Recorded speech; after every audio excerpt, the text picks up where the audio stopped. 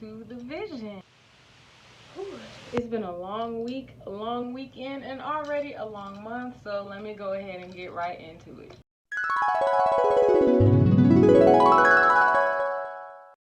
Yesterday was Father's Day, and this holiday is just, it's not appreciated enough. You know, dads, they kind of get the short end of the stick sometimes, you know, because I guess we all know that they have more so of the option to be a father or not. So for my dad, we ended up doing the same thing for him that we did for my mom, which was go back to Fort Walton Beach and just let him relax and let him actually just be at the beach and not really have to worry about anything, you know.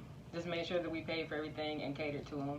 Show him how much that we actually appreciate the fact that he's taken care of his responsibilities my entire 31 years of my life. And he's been the realest guy that I could ever look up to and that I could ever set an example for myself of the type of guy that I actually want to be with.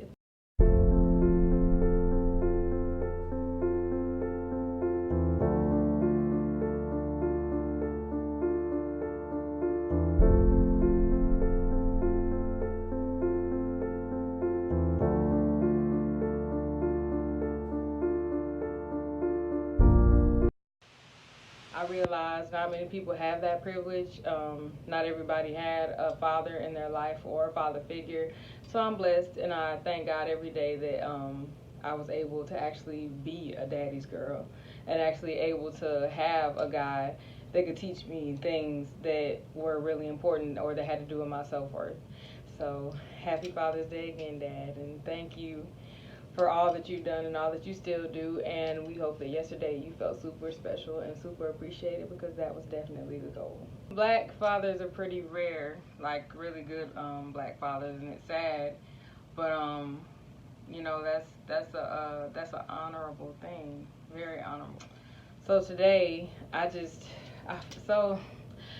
finally watched When They See Us, and OMG, if y'all haven't seen it, please just watch it. It's some people who are actually saying that they can't watch it, but I really, really recommend that you watch that movie.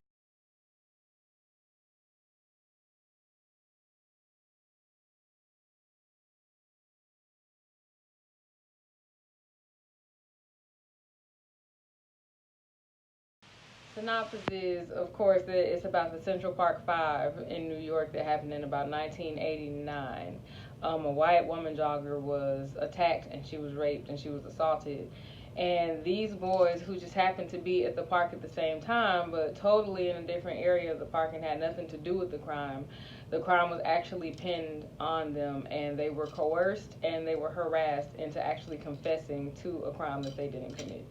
For a moment, most of them kept saying that they didn't do it, they had nothing to do with it, they didn't know the woman, but eventually it got to the point where, of course, we know police are corrupt, and pretty much they beat them into statements, pretty much just tussled them into making sure that they actually got the statements that they needed out of them so that they could pin it on somebody, because if it wasn't them, then who could they pin it on?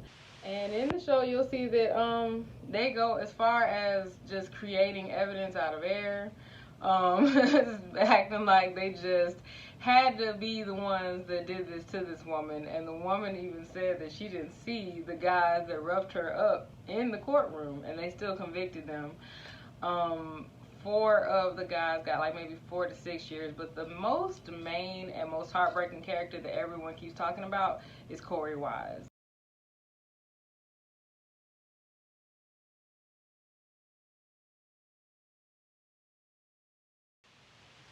Corey was the most scarred from the system. He actually really had nothing to do with the entire situation. He was actually being a great friend, being there for his friend at the jail, and his friend actually left the jail. His mother came and got him, and they didn't know that he was sitting out there waiting for him, because he knew that if his mother wasn't with him, you know, she'd be upset if he's down there and he wasn't with him. So he decided to stay with him, and the cop actually told him he was a good buddy and everything. But when they couldn't find another guy to kind of like pin the whole situation on there, like there had to be 5, they took him out of the waiting room, He wasn't even arrested. They took him out of the waiting room, forced him to do a statement and say that he actually helped rape the woman also. So with him being 16 years old, they tried him and convicted him as an adult. He was in a prison with grown men. He barely knew how to read. He wasn't in school for about an entire year, so he really was a little behind. But it's heartbreaking because of that. He was the strongest out of all of them. No matter what, and no matter how many times they asked him, he stuck to his truth and made sure that he kept telling them he did not rape that woman. He had nothing to do with it, and that's what I admired about him the most, because they offered him everything, pure freedom, really, and said that if he just admitted to the crime, that he could actually leave on probation. And until the end of the entire situation, when they finally realized that they weren't the ones that did it because another guy confessed to it, he kept saying that I mean, he even started to waive his probation just to make sure that he didn't waste their time, because he's not going to say that he did something that he didn't do. This just goes to say that black people, to me, I can't really say how amazed that I usually am by certain situations when it comes to us, and how, just disappointed I am by other situations, because when this movie came out, it came to me about all the things that we've been fighting for, and this situation that just happened in 1989 is still going on today. It's going on today as far as us being gunned down by cops when we know that we're innocent, we know we weren't armed, and they're just shooting us anyway. And so that brings me to my next point of making sure that y'all support an actual petition that a guy named Travis Washington has started. I happened to see this petition going around on Twitter and Facebook, and I kind of got a little curious about it and clicked on it, and it's called the Hands Up Act. And Travis Washington pretty much has started an entire petition where he's putting in motions, and he's making sure that they're putting in laws to say that cops do not get pay with suspension if they're going to gun down a human being that was not armed. They're supposed to get automatic termination or automatic reprimand if they turn off their body cameras for any reason. It's about just making sure that if the person's hands are up and you shoot them, you are going to jail. And that's the craziest part of it, because why wouldn't that be an automatic thing for a police officer? Please go actually check the petition out, because my thing is, even with When They See Us, everybody was so enraged about it. They're so mad about it, talking about it as soon as it came out. May 31st is when it came out. And it was the topic of discussion at work. It was a topic of discussion everywhere. And my thing is, I love discussing stuff like that, and when people become so enlightened that it does, put a fear or an emotion in them to realize exactly what's been going on.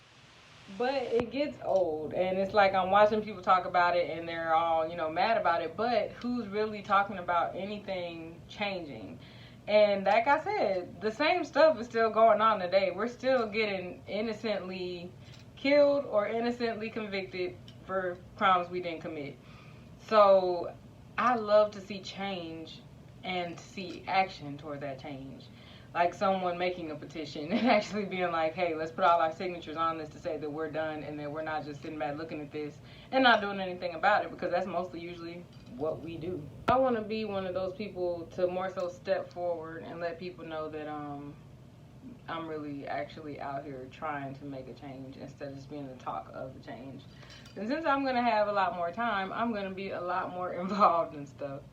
So, y'all, please make sure that you do stay tuned and that you actually go check out that petition. That's my biggest thing. I had it shared also on Facebook, but I'm putting the link on here also and in the comments at the bottom. So make sure you go and please check that out. And check out the entire site. It's called change.org. And if you feel there's something that needs to be changed or that you want to create a petition about, go for it.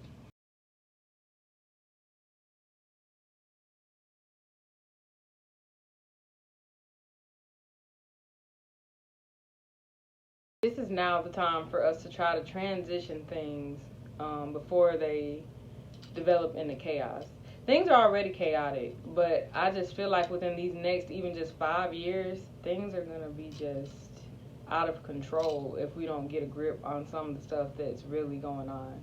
And that's just my feeling and my personal opinion every time I'm looking either at the news or even just in society, period. Everything is just going downhill. So it's scary. Um, it's scary and it's disappointing because you should think that we're better, but at the same time, absolutely nothing has changed.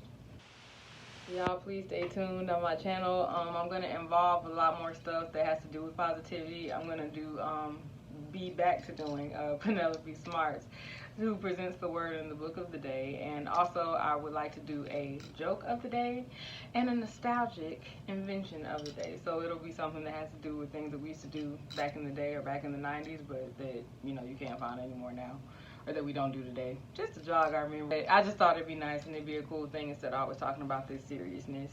So, like I said, y'all, please stay tuned, and thank you so much for watching. I appreciate it, and I will see you next time. Please hit that subscribe button.